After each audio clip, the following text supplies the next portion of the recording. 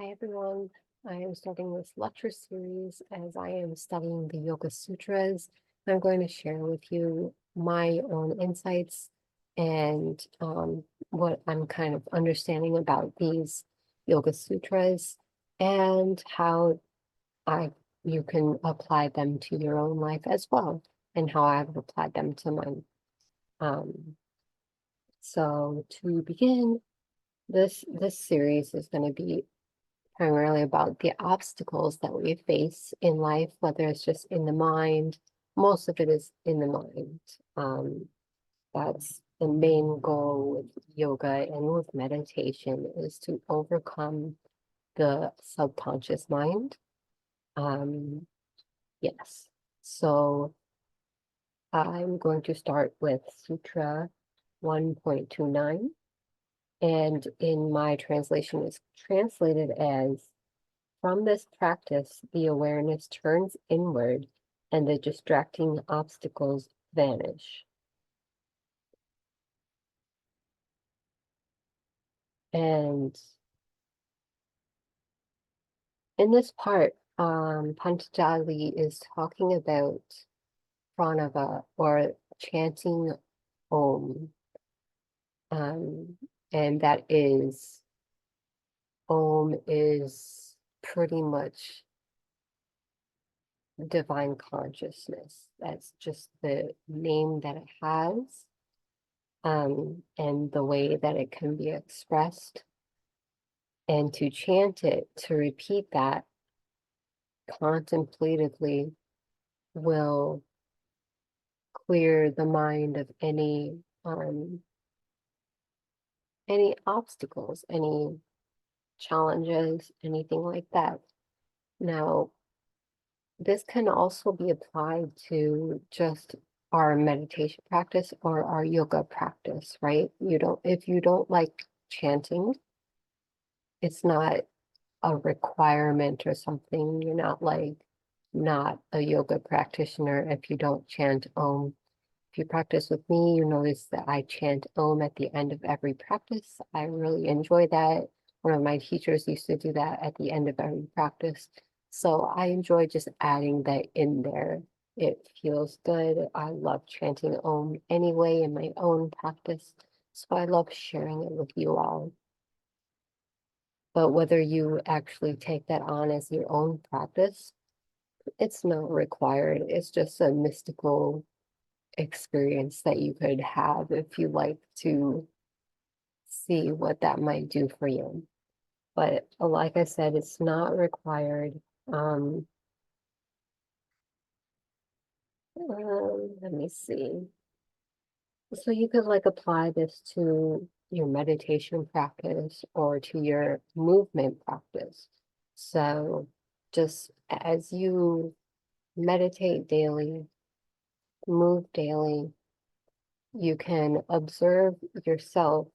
Your attention can turn inward while you're in that practice, and then you'll be able to see your own true nature without these distractions that the mind gives you, what happened yesterday, what might happen tomorrow, all of these things. Um, and I'll be going deeper into this as I go through more of the Yoga Sutras with you.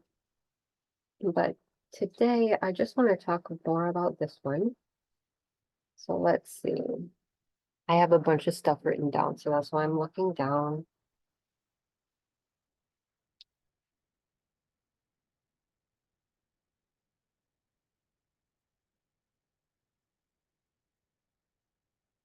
Yeah, one thing I wanted to share um, in relation to this, my therapist at one point gave me a really great analogy that goes brilliantly with this.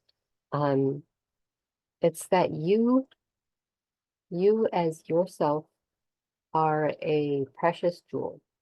You're a precious jewel, and you are covered in dirt, in grime, whatever has happened in your life. It's all covering the surface, maybe in multiple layers. from this lifetime, everything is just caked on. And at a certain point, you look at that and you see the dirt and the grime, and you kind of take that on as your identity. Like, that's just who I am, that's that unconscious pattern. That's just who I am. That's part of me. There's nothing beneath that really. And I just kind of flow with it and it's fine. Um, and we get into other subconscious patterns that can help allow that to be like that. Yeah.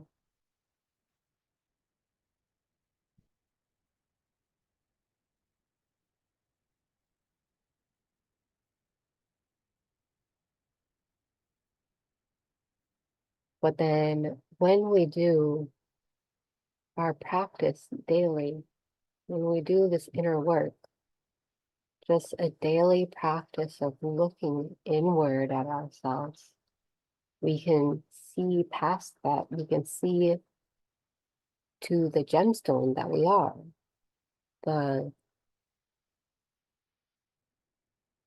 the essence of our being, right? And it it's not a quick process to clear off the dirt or anything like that. It's going to take time. It's going to take patience, effort, consistency, all of these things.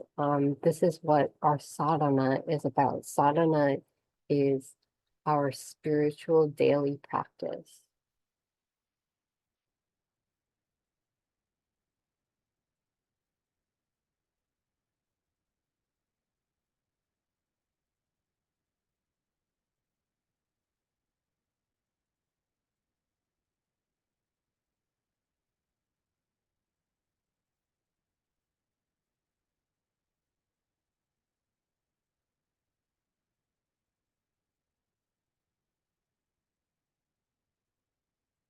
And gradually, as our sadhana deepens, our connection to ourselves deepens, then we'll be able to realize, oh, wait, the dirt that I thought was me is not me. That's not part of who I am. That's something I collected along the way, whether it's just a pattern or a trauma or anything that we just hold on to, cling on to, and we just identify with it. It's just like, that's who I am.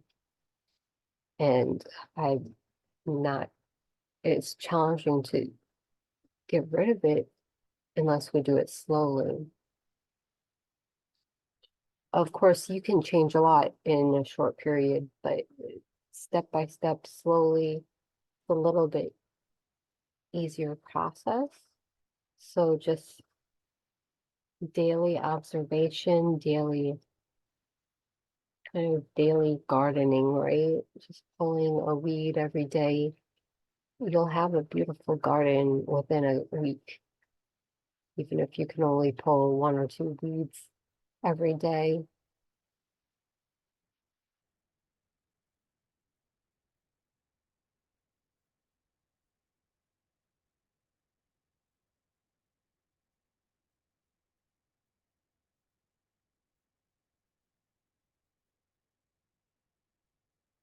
But we notice these patterns in ourselves. We notice these patterns while we're in our practice, right? You're meditating, you're observing your thoughts, and you're like, oh, this is a pattern that I have. You can see it while you're in your meditation or you're in your yoga practice. And you might not be able to change that right away. You might not, on that day, you might still do the same pattern. And, that's part of life. Um, it's just bringing the awareness in and then gradually bringing that into your daily life. I like the terms, taking the yoga off the mat. Probably the most important thing you can do. And yoga is great for your physical well-being, which is important for the whole thing, as this is what takes us through our day, kind of useful little thing here. Um,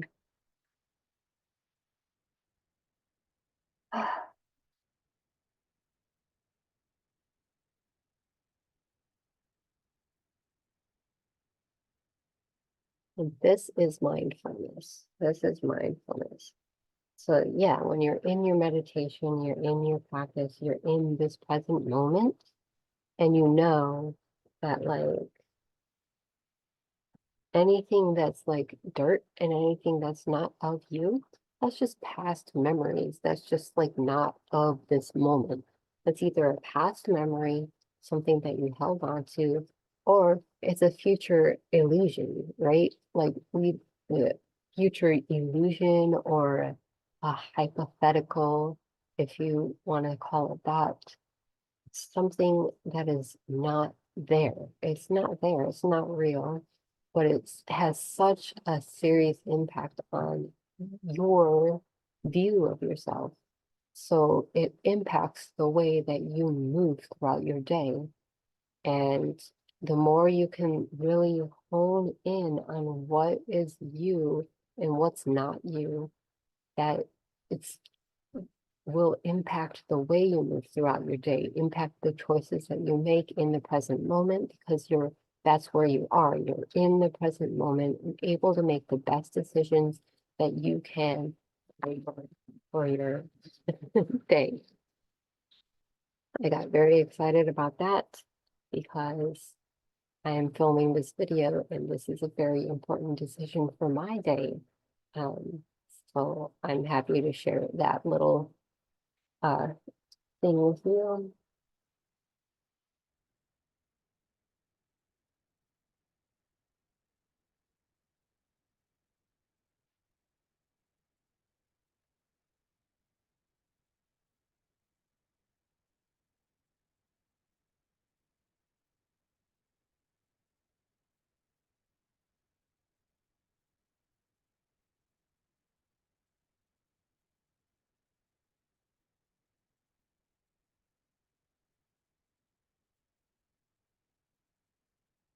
Yeah. So again, the past is in the past. You can't change it. It's done with, you know, you can, it's just a memory, which even memories I learned recently are malleable. So you can remember it differently even, and that might shift your perception of it for in the present moment as well. And then anything in the future, it's all hypothetical. Everything that happens in the future is hypothetical. Even if you've seen a pattern, it still might not happen that way. It still might happen differently. It's a hypothetical in the future. It's not there yet. You can think about the future, in the moment, but make sure you are in the moment. Make sure you are centered.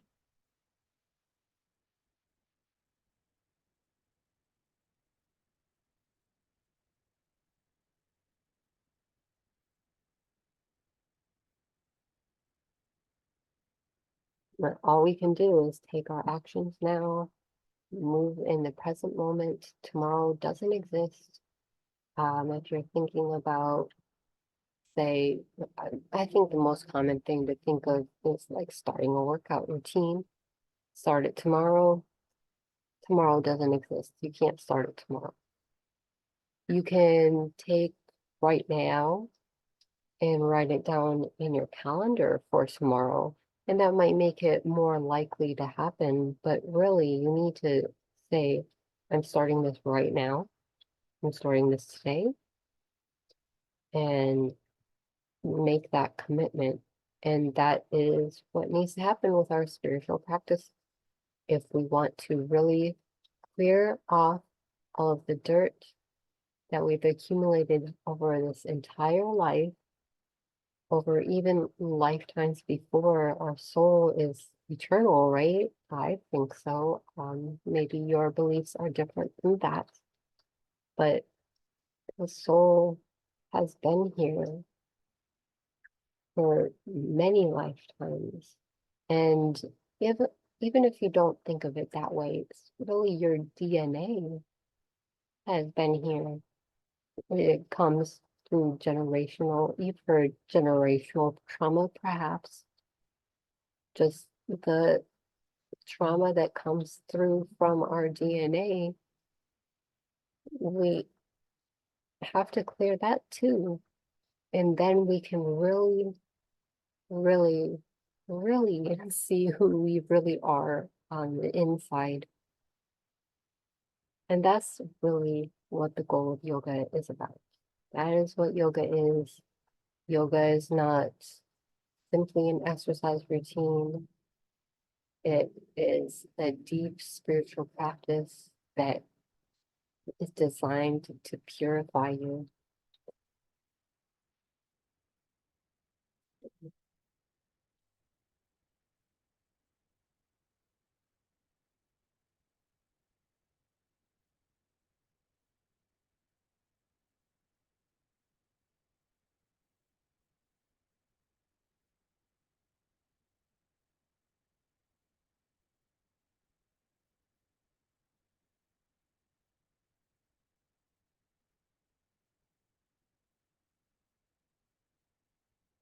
I think that is it for today's video. Thank you so much for joining me. I hope you enjoyed it.